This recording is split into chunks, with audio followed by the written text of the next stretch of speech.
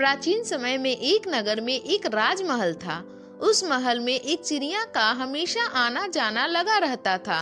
एक बार राजमहल में एक छोटा सा परंतु बहुत ही सुंदर तथा मूल्यवान खिलौना पड़ा था।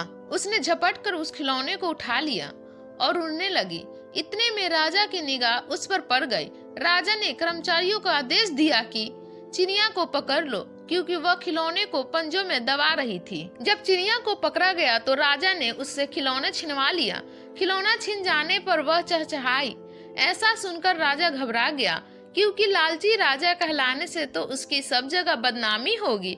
अतः उसने खिलौने को लौटाने के लिए कर्मचारियों से कहा कि खिलौना उसे वापस दे दो। खिलौने को पुनः पाकर चिड़िया जोर जोर से गाने लगी।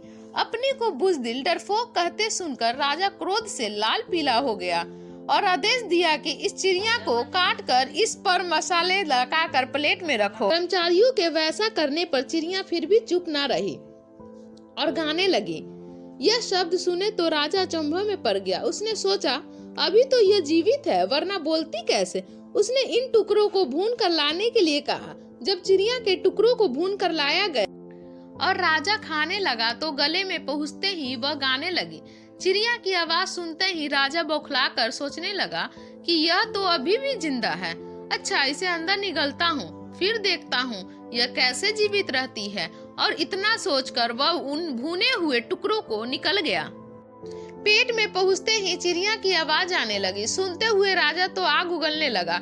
क्रोध से बोला, हे सिपाहियों, अपनी तलवारें निकाल लो और जैसे ही यह चिड़िया बाहर निकले उसे समाप्त कर दो।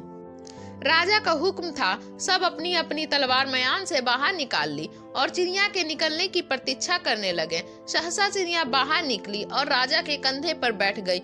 इधर जब सिपाहियों ने उस पर तलवार का वार किया, उधर वह चिड़िया तो फुर से उड़ गई, किंतु राजा का कंधा तलवारों से कट गया।